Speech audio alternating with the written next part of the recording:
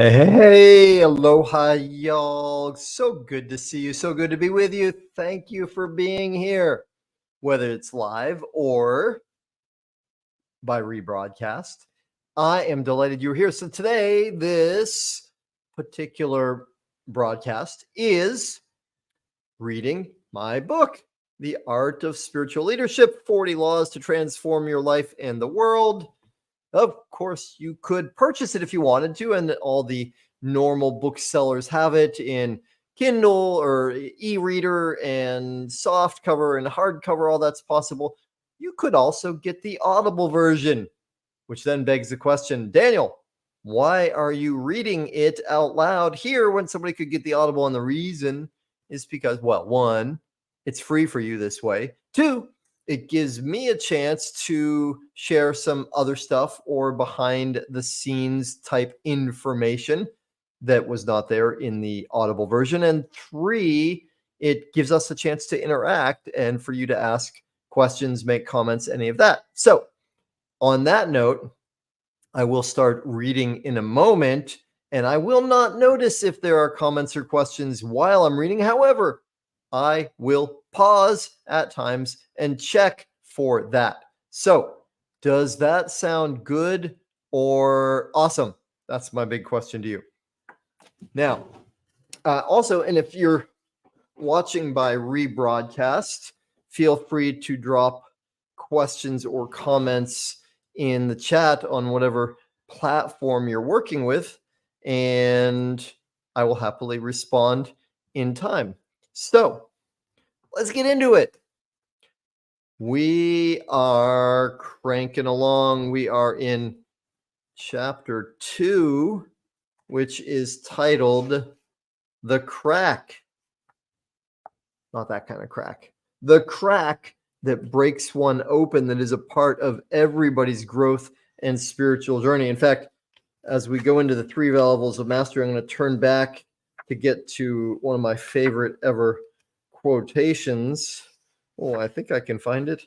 Well, the chapter starts with Lao Tzu saying, "When I let go of what I am, I become what I might be." We spoke about Richard Alpert Ram Dass, and I think, oh yeah, there it is, Leonard Cohen. This is so good. There's a crack in everything. That's how the light gets in. So now we are up to a section called the 3 levels of mastery. As a teacher, leader, and traveler on the path of mastery, you do well to understand that reaching mastery involves 3 stages of learning: cognitive, emotional, and physical. Early in our journey together, we met the spiritual leadership axiom, wise is as wise does. Action is essential. Remember? Knowledge is not power, it's potential power. The fact does not mean that we eschew all intellectual learning. No, there is value in using our minds to learn. Most often, the first phase of knowledge of mastery is cognitive. It's useful. How many times have you known something in your head, maybe even advised other people about it, and yet been unable to follow your own advice? If this were a seminar and I was asked that question, I'd be throwing both my hands up in the air. I have studied and taught about nutrition, fasting, and living foods, but sometimes, in the face of a really tempting chocolate cake, what I know goes out the window and a huge chunk of cake goes in my mouth. Now, let me pause for a second there. That question I asked earlier, how many times have you known something in your head, advised other people, yet been able to? This is the biggest thing in my work as a coach, honestly. The problem for most people isn't knowing what to do. We know what to do. The problem is doing what we know. Flipping that switch is of infinite value. Going on. Returning to the 3 levels of mastery, we come to the question of how to apply what we know. In other words, in the process of transformation and of assuming leadership, the tricky question is seldom knowing what to do. It's how do we get ourselves to do what we know? Sounds familiar, huh? Information is everywhere these days, and true leadership, guided by spiritual values, is rare. What makes the difference that makes the difference? What takes us beyond information and cognitive learning?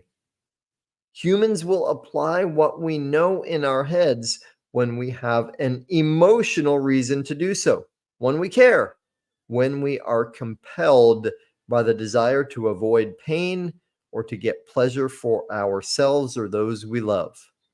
This is one reason parenting is so powerful. Most of us will do more for our children than we will for ourselves. Why? Our heart is in the game. So, the second stage of mastery comes alive when we have an emotional connection to information that was previously only intellectual. Have you ever stayed in a relationship too long and then one day something happened or didn't happen and your heart screamed at you that you couldn't stay a minute longer? In your head, you had known that you needed to leave for some time. Your friends might have even told you, and yet it wasn't until the emotional aspect fully engaged that you got on your horse and rode out of that partnership. The second stage is often reached at transformational events and during peak experiences or crises. Potential knowledge that hadn't yet been activated in our hearts suddenly gets triggered, and we decide to do what we had already understood needed to happen and yet hadn't felt strongly enough to act upon.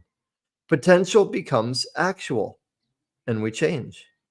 The last stage in the mastery process is repetition, action, physical practice. It's by applying insider knowledge in the world that we truly reach mastery. Why repetition?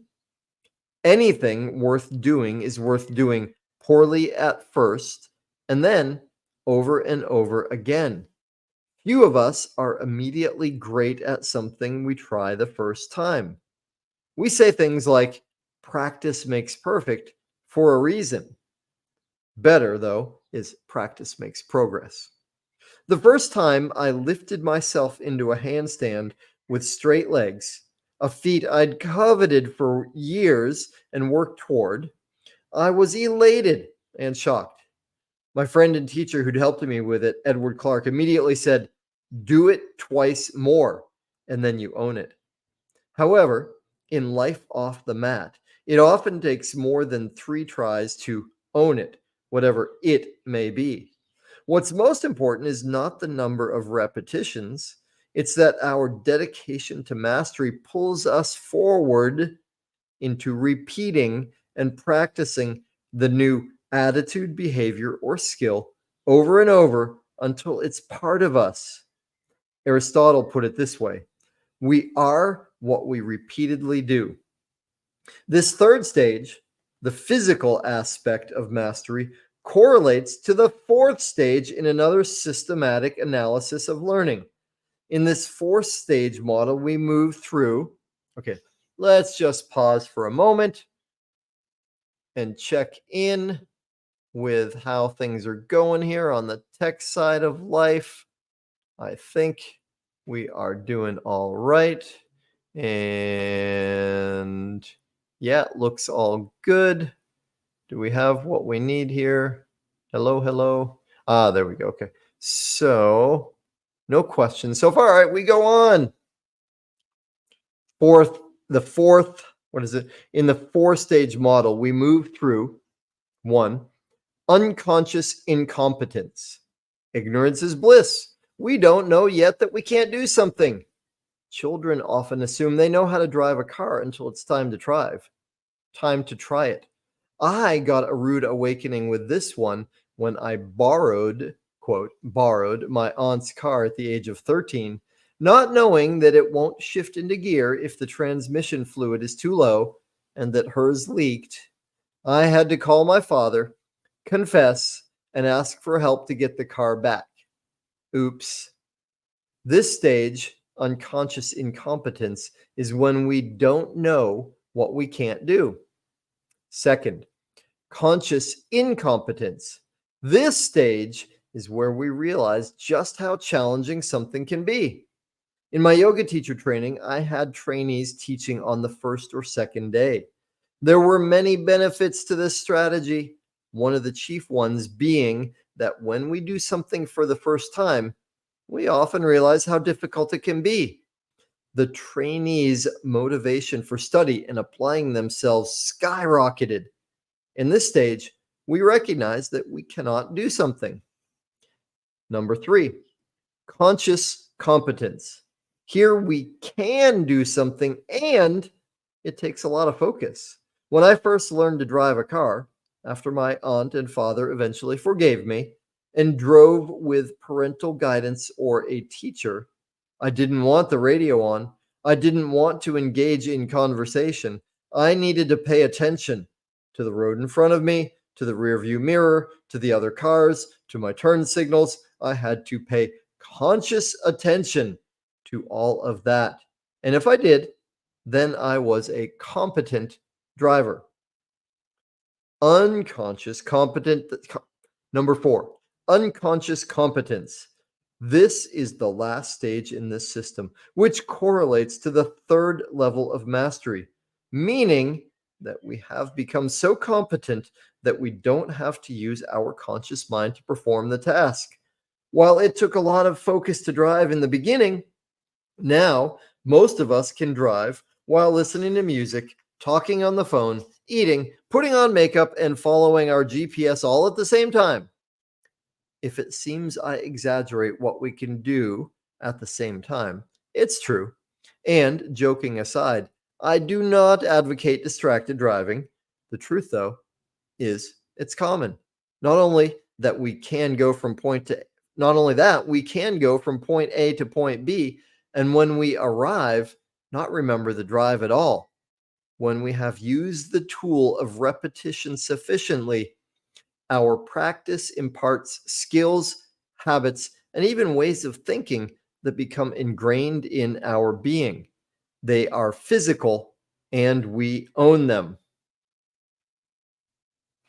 Checking in once more, quick pause. All right, here we go. Make this the last session for now. We started a little late today. Just as driving becomes something most people do effortlessly, as you grow in life and leadership, your challenges can turn into lessons. Their wisdom permeates you, and automatically you are even more able to help others blossom into their potential. Gandalf guided Frodo. Ram Dass had Neem Karoli Baba. And you will also lead people to the truth, to their truth.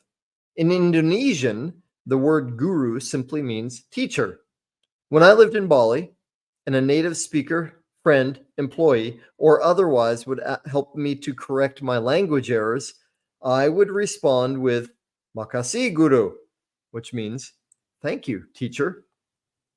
Now that you've read about gurus and disciples from a land and tradition that is likely not your own, and just before we shift gears, moving on to the next part of our journey, let's stop and look at the word guru. Derived from Sanskrit, the word's origin connects to the English words weighty and grave. Gravitas, gravis, the Latin root also means serious, elder, or teacher. For most Westerners, guru is a loaded word. And if we have suspicions and concerns about gurus in the West, we also reverently refer to experts in other fields as gurus. We have management gurus and tech gurus. There are many stories of gurus whose influence appears to have been nefarious. I recommend Kumare, a true film about a false prophet, which points to some of the fascinating dynamics around gurus and disciples. On the other hand, Countless spiritual aspirants can tell you of their fulfilling relationships with their gurus and how much they have benefited from being with them. Albert Schweitzer said, "At times, our own light goes out and is like in start over. At times, our own light goes out and is rekindled by a spark from another person. Each of us has cause to think with deep gratitude of those who have lighted the flame within us." The greeting, Namaste, means the light in me bows to the light in you. If a guru is one who helps a disciple to remove darkness and reveal light, it is because the guru has discovered that light in themselves first. We tend not to see people as they are. We see them as we are. In this context, the word guru could be interchanged with servant leader. In India, pointing one's feet toward the guru is considered a sign of disrespect, a tradition for the benefit of the disciple rather than the guru. Why had Neem Karoli Baba seemed unbothered by Richard Alpert not touching his feet? Because that tradition exists to help the disciple's attitude and receptivity to the light. Let's bring this chapter to a close with that word disciple. You picked up this book in part because you had the idea that there is more to life than you, that you've known so far. That idea, cognitive, arrived in your brain and is now moving into your heart. Now we start. All right, let's keep going. Last little bit of this chapter. Richard Alpert's belief system hadn't allowed for another being to know his innermost thoughts, which is precisely what Neem Karoli Baba had shown him he could do. Further, Alpert had never before experienced such unconditional love. He was cracked wide open. For me, the crack came at the moment I stared confoundedly at the model cow. Was it a friend or food? In the following chapters, I show you how you can best fill yourself with the light that brings you to realize your potential. Everyone's crack comes uniquely. Everyone's process, from cognitive to emotional to physical, flows differently. And while I don't know what your highest potential looks like, though I'm eager to find out, I look forward to your letter, nor which of the techniques and distinctions I offer will work best for you, I do know that your potential for love, magic, and grace is calling you forward. You are on your way, and the examples of those who have awoken before you light the path. Not only are we blessed with many gurus who've shown us that it's possible to live and radiate a shining light, they've also left us many clues and instructions. Their journeys and ours have certain commonalities. Viresh, a former addict who got clean before going to India, where he met his guru, later became a guru himself. He used to guarantee that if someone took his course, they would become enlightened. Once his group arrived, Viresh clarified. He promised them that they would be lighter by the end of the course than when they had arrived. I'm not a fan of the usual interpretation of the word enlightened, as it implies a finished state. Awakening, realizing our potential, is a process that never ends. There is always more. We are ever expanding. You see, I don't want you to be enlightened if that means finished. Instead, I want you to be always less burdened with your past and so growing lighter. I want you to rise up into your potential for joy, love, harmony, abundance, and unity. More important than whether you like or are entertained by this book, what counts is that you step confidently into your potential. Many people don't believe it's possible to be happy. Beliefs, however, are simply thoughts we've thought over and over again to the point that we take them as certain. as the way it is. One way of looking at a spiritual practice and awakening is through a second windshield analogy. If we've experienced a certain amount of trauma, our models for living, our teachers and parents, have taught us that the world is a scary place. If our view of the world is dark, it's like driving around in a car with a dirty windshield. Not only can we not see the road in front of us clearly, but the whole world tends to look dark. When someone in this condition takes antidepressants, what it might do for them is to temporarily clean enough grime from the windshield for them to see the road ahead. Spiritual practice is another way of cleaning the glass, and one that contributes to your overall health rather than bringing dependence on pharmaceutical fixes. One stage of awakening is learning the tools and practices that help us clean the glass to feel better daily. Have you or someone you've known said, "I always feel better after I practice yoga, run, dance, meditate, practice Tai Chi, etc.?" An abundance of research shows both meditation and exercise can be as effective as medication, and obviously without the medication side effects. Another stage of awakening might be called therapeutic. Numerous methods of therapy exist. For the moment, let's lump them together and say they are all ways of going deeper and beyond cleaning the windshield. They attempt to discover how the dirt got on the glass in the first place, or simply stop that pollution process.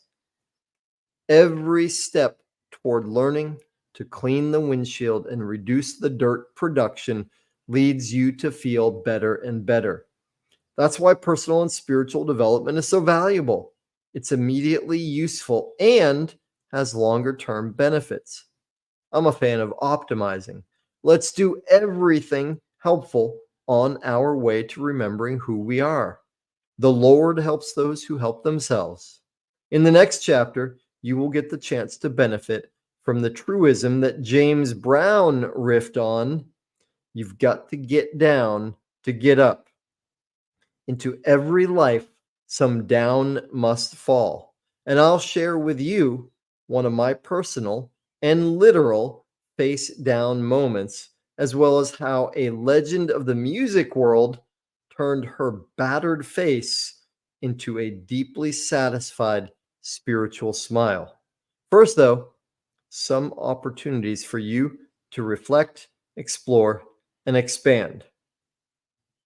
And even though the next part is the chapter gifts from chapter 2, the crack, I will pause there due to our timing situation. Check in once more over here and say, thanks, y'all. Again, it's the book, The Art of Spiritual Leadership. I so appreciate you tuning in even more. I appreciate your dedication to living a vibrant, thriving life. And until we see each other again, please make your life a masterpiece. Aloha, y'all.